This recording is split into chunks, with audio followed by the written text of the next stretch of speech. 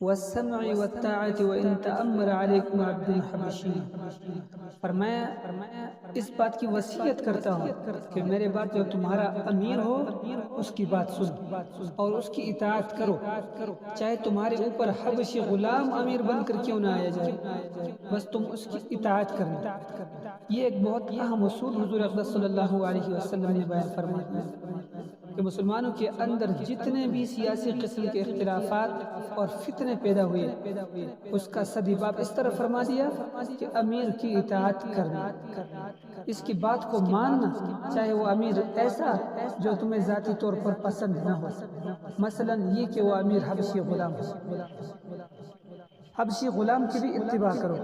پہلے عرب کا معاملہ یہ تھا کہ وہ عرب سے باہر کے ہر آدمی کو عجمی کہتے تھے، اور عجمی کا معنی ہے گونگا، اور باہر کے کسی آدمی کو اپنے اوپر امیر بنانے کے لیے تیار نہیں تھے۔ لیکن خاص طور پر حبشہ کے رہنے والے عام طور پر غلام بن کر آتے تھے،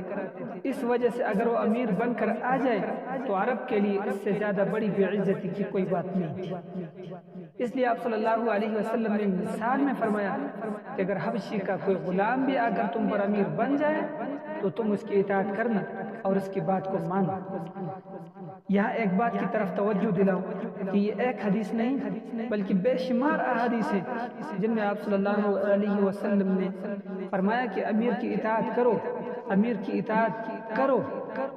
اور امیر کے خلاف علم بغاوت بلند کرنے کو ہمیشہ مذمت فرمایا اور اس کی سختی سے ممانعت فرمایا، بلکہ یہاں تک فرمایا کہ اگر کوئی شخص مسلمان امیر کے خلاف علم بغاوت بلند کرے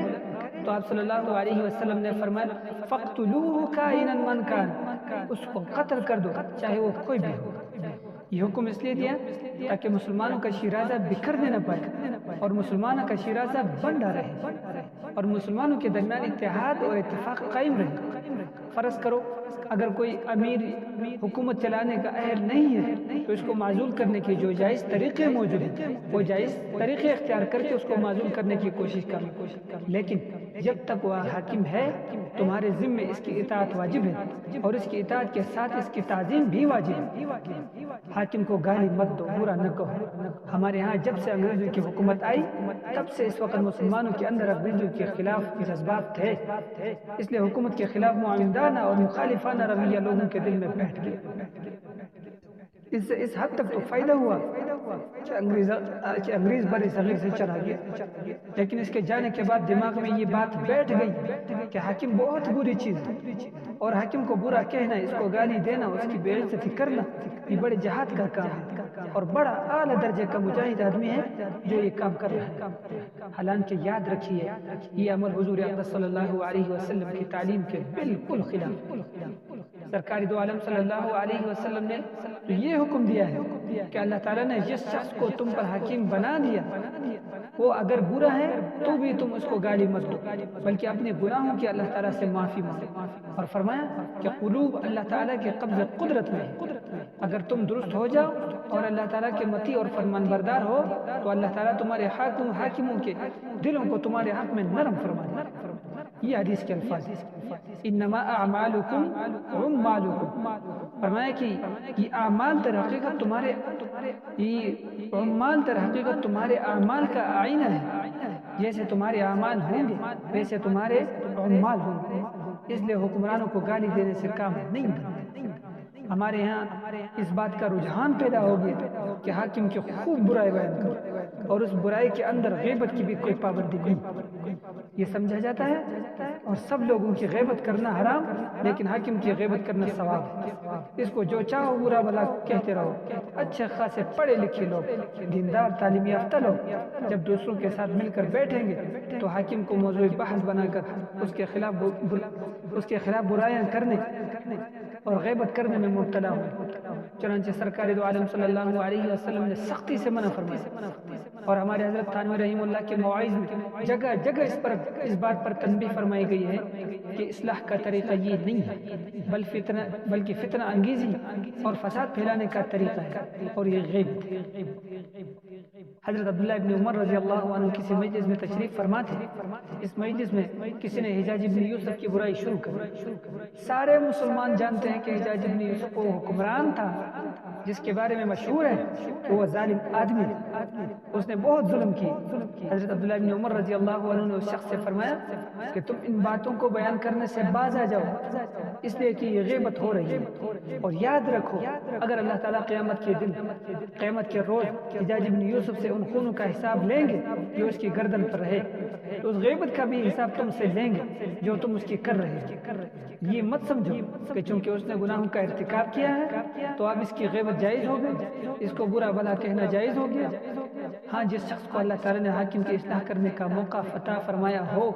اور اس کے غلط کاموں کو درست کرنے کا موقع دیا ہو، ایسا شخص غلط کاموں کو درست کرنے کے لیے صحیح راستہ اختیار کرے اور اس کی اصلاح کی فکر کرے، لیکن مجلس آرائی کے لیے اور وقت گزاری کے لیے حاکم کی برائی کرنے کا کوئی جواز نہیں۔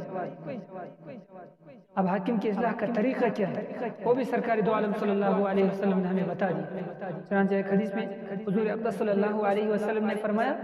من رأى من ذي سلطان شيئا يكرهه فلا مخز له علانية وليأخذ بيده۔ فرمایا کہ جو شخص کسی صاحب اقتدار میں کوئی غلط بات دیکھے، یعنی ایسی بات جو شریعت کے خلاف ہے، انصاف کے خلاف ہے، تو اس کو علانیہ رسوا نہ کرے، بلکہ اس کا ہاتھ پکڑ کر خلوت میں لے جائے اور اس کو خلوت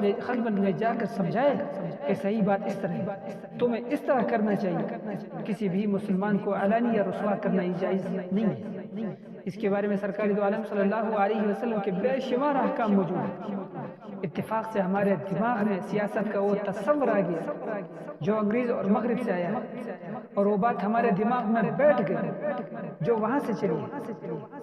اور سرکار دو عالم صلی اللہ علیہ وسلم کے احکامات اور آپ صلی اللہ علیہ وسلم کی تعلیمات ہمارے دماغوں سے اوجھل ہو گئے۔ آج جو شخص حاکم کو جتنی بڑی گالی دے گا وہ اتنا ہی بڑا حاکم قرار پائے گا۔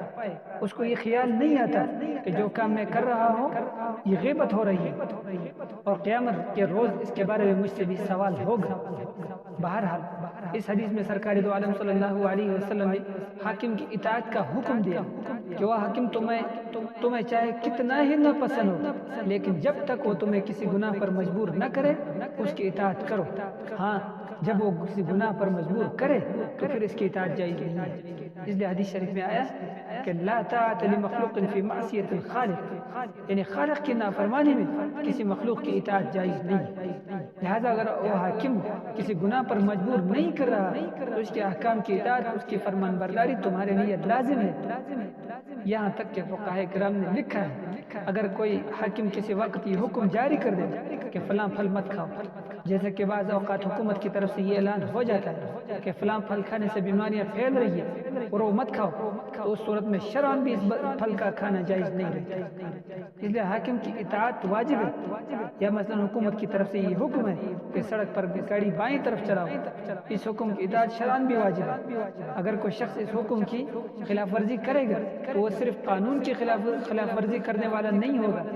بلکہ وہ شریعت کی خلاف ورزی کرنے والا بھی ہوگا،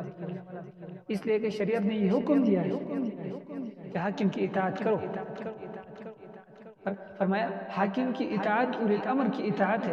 قرآن کریم میں اللہ تعالیٰ نے فرمایا وَأَطِيعُوا اللَّهَ وَأَطِيعُوا الرَّسُولَ وَأُولِي الْأَمْرِ مِنْكُمْ، اور حاکم کی اطاعت اور اولی الامر کی اطاعت میں داخل ہے۔ اب لوگ سمجھتے ہیں کہ ٹریفک کے قوانین کی خلاف ورزی کرنے سے کوئی گناہ نہیں، اس لیے کہ سرکاری قانون اگر اس کی خلاف ورزی کر لی تو کیا ہوا؟ بھائی یہ بھی گناہ ہے، یہ حکم بھی اولی الامر کا حکم ہے۔ ہاں، اگر کسی ناجائز کام کا حکم آ جائے تو پھر اطاعت کی ضرورت نہیں ہے، ورنہ ہر حکم ماننا واجب ہے، چاہے وہ حاکم حبشی غلام ہی کیوں نہ ہو۔ بہرحال مسلمانوں میں جو سیاسی خلفشار اور انتشار پھیلنے کا جو اندیشہ تھا، اس پر سرکار دو عالم صلی اللہ علیہ وسلم نے اس طریقے سے باندھ دیا کہ تم حاکم کی بات مت سنو، حاکم کی بات سنو اور اس کی اطاعت کرو اور اللہ تعالیٰ کی اطاعت کرو، اور جب تم اللہ تعالیٰ کی اطاعت کرو گے تو اللہ تعالیٰ تمہارے اوپر صحیح حاکم مقرر فرمائے گا، جیسے تمہارے اعمال ویسے ہی تمہارے حاکم، لہٰذا تم ان کو برا مت کہو، اپنے آپ کو برا کہو۔ بہرحال حاکموں کی برائی اور ان کی غیبت کرنے کا طریقہ ٹھیک نہیں۔ اور پھر جو بیان ہوا وہ سیاسی اختلاف کو ختم کرنے کا طریقہ بیان ہوا، اور دوسرا فتنہ مذہبی اختلافات کی وجہ سے پیدا ہوتا ہے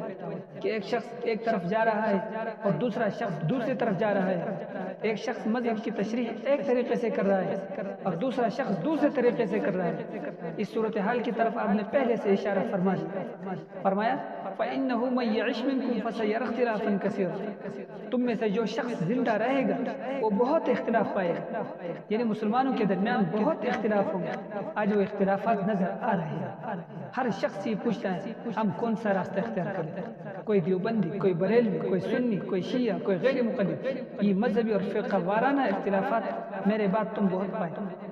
اس وقت تم کون سا راستہ اختیار کرو؟ تو آپ صلی اللہ علیہ وسلم نے فرمایا کہ میں تم کو ایک ایسا پیمانہ بتا دیتا ہوں، ہر جماعت اور ہر گروہ کو اس پیمانے پر پرکھ کر دیکھ لو، جو شخص اور جو جماعت اس پیمانے پر پوری اترتی ہو اس کی اتباع کرو، اور جو اس پیمانے سے باہر ہو سمجھ لو کہ وہ غلط ہے۔ اور پیمانہ کیا ہے؟ فرمایا وعلیکم بسنتی وسنت الخلفاء الراشدین المہدیین، یعنی میری سنت کو لازم پکڑو اور میرے بعد جو خلفاء راشدین ہیں ان کی سنت کو مضبوطی سے تھام دو، بس پھر کتنے ہی اختلاف ہو تمہارے نجات کے لیے کافی ہے۔ یہ پیمانہ ہمیشہ ہمیشہ کے لیے پلے باندھو، پھر کبھی گمراہ نہیں ہو، اور پھر کوئی سوال کرنے والا تم سے یہ سوال نہیں کرے گا کہ تم گمراہ کیوں ہو۔ بہرحال جو بھی کوئی شخص تمہارے سامنے کوئی نظریہ پیش کرے یا کوئی عملی راستہ بتائے یا کوئی طریقے عمل تجویز کرے، تم اس کو اس پیمانے پر جانچ لو کہ کیا وہ میری سنت کے مطابق ہے یا نہیں، اور ساتھ میں اضافہ فرما دیا کہ خلفائے راشدین کی سنت کے مطابق ہے یا نہیں۔ اس سے اشارہ فرما دیا کہ خلفائے راشدین کی سنت در حقیقت میری ہی سنت کا تکملہ ہے، کیونکہ وہ میرے خلفاء اور میرے جانشین ہیں، اور یہ وہ جانشین ہیں جن کے ساتھ راشدین کی مہر لگی ہوئی ہے۔ راشدین کا معنی ہے ہدایت یافتہ، کہ ان کا کام غلط نہیں ہو سکتا، تم ان کی اتباع کر لو اور ان کے راستے پر آ جاؤ۔ لہٰذا اگر کوئی سنت میں نے جاری نہ کی ہو لیکن خلفائے راشدین نے جاری کی ہو وہ بھی سنت ہے۔ آپ حضرات دیکھتے ہیں کہ جمعے کے دن نماز میں 2 اذانیں ہوتی ہیں، ایک پہلے اور ایک بعد میں۔ حضور اکرم صلی اللہ علیہ وسلم کے زمانے میں اور حضرت ابوبکر صدیق رضی اللہ عنہ اور حضرت فاروق اعظم رضی اللہ عنہ کے زمانے میں صرف ایک اذان ہوتی تھی، 2 اذانیں نہیں ہوتی تھی۔ حضرت عثمان غنی رضی اللہ عنہ اپنے زمانے میں دوسری اذان جاری فرمائے۔ ویسے اگر کوئی اور جاری کرتا تو یہ یقیناً بدعت ہو جاتی، لیکن خلفائے راشدین میں سے ایک خلیفہ راشد نے اس کو جاری کیا، اس لیے یہ بھی سنت اور اس پر عمل کرنا بھی سنت پر عمل کرنے میں داخل ہے۔ اس طرح رمضان مبارک جو تراویح کی جماعت ہوتی ہے، 30 دن پوری جماعت کے ساتھ تراویح ہو رہی ہے اور اس میں قرآن کریم ختم کیا جا رہا ہے۔ نبی کریم صلی اللہ علیہ وسلم کے عہد مبارک میں اس طرح نہیں پڑھی گئی اور حضرت صدیق اکبر رضی اللہ عنہ کے زمانے میں نہیں تھی۔ حضرت فاروق اعظم رضی اللہ عنہ نے اس طرح سے تراویح کا اہتمام فرما دیا اور صحابہ کرام رضوان اللہ علیہم اجمعین کو جمع فرمایا۔ اگر کوئی یہ کام شروع کرتا، کوئی اور یہ کام شروع کرتا تو یقیناً بدعت ہو جاتی، لیکن شروع کرنے والے فاروق اعظم رضی اللہ عنہ، جن کے بارے میں حضور اقدس صلی اللہ علیہ وسلم نے پہلے فرما دیا تھا کہ اگر میرے بعد کوئی نبی ہوتے تو وہ فاروق اعظم ہوتے، اس لیے ان کی جاری کردہ سنت بھی سنت کا حصہ ہے۔ اس لیے آپ صلی اللہ علیہ وسلم نے فرمایا میری سنت کو اور میرے خلفائے راشدین کی سنت کو لازم پکڑو، اور صرف اس پر اکتفا نہیں فرمایا بلکہ آگے فرمایا عضو علیہا بالنواجذ، کہ اس کو اپنے داڑھوں سے پکڑ کر مضبوطی سے تھامے رکھو، کیونکہ سرکار دو عالم صلی اللہ علیہ وسلم دیکھ رہے تھے کہ لوگ اسی چیز کو چھوڑیں گے اور جہنم کی طرف جائیں گے، اس وجہ سے فرمایا اس کو اس طرح مضبوطی سے پکڑو جیسے کوئی شخص اپنے دانتوں سے کوئی چیز مضبوطی سے پکڑ لیتا ہے، اس طرح پکڑ لو، اور جب اس طرح پکڑ لو گے تو تمہیں کوئی گمراہ کرنے والا تمہیں گمراہ نہیں کر پائے گا۔ اتباع سنت وہ چیز ہے جس کو حضور اقدس صلی اللہ علیہ وسلم نے ہدایت اور گمراہی جانچنے کا پیمانہ قرار دیا۔ اگر کوئی شخص کھڑا ہو کر یہ کہے کہ فلاں عمل ثواب کا کام ہے تو دیکھ لو کہ اس عمل کو حضور اقدس صلی اللہ علیہ وسلم نے ثواب کا کام قرار دیا تھا یا نہیں، آپ صلی اللہ علیہ وسلم کے زمانے میں یہ عمل ہوتا تھا یا نہیں، یا آپ کے خلفائے راشدین نے وہ عمل کیا تھا یا نہیں، اس پر جانچ کر دیکھ لو، پتہ چل جائے۔ آج لوگ یہ کہتے ہیں کوئی تیجا کر رہا ہے، کوئی 10واں کر رہا ہے، کوئی چہلم کر رہا ہے، کوئی 12 ربیع الاول کو عید میلاد النبی منا رہا ہے، کوئی چراغاں کر رہا ہے، اور کرنے والے یہ کہتے ہیں کہ یہ سب ثواب کے کام ہیں، اور تو ہم کیسے پہچانے کہ یہ ثواب کا کام ہے؟ تو پہچاننے کا راستہ سرکار دو عالم صلی اللہ علیہ وسلم نے بتا دیا، اس عمل کو میری سنت پر جانچ کر دیکھ لو، اگر وہ سنت کے مطابق ہے تو کر لو، اگر وہ سنت کے مطابق نہیں تو پھر وہ ہدایت کا راستہ بھی نہیں ہے بلکہ وہ گمراہی کا راستہ ہے۔ بس اس پیمانے کو پکڑو، پھر کبھی گمراہ نہیں ہوگی۔ اللہ تعالی ہم سب کو ان باتوں پر عمل کرنے کی توفیق عطا فرمائے۔ وآخر دعوانا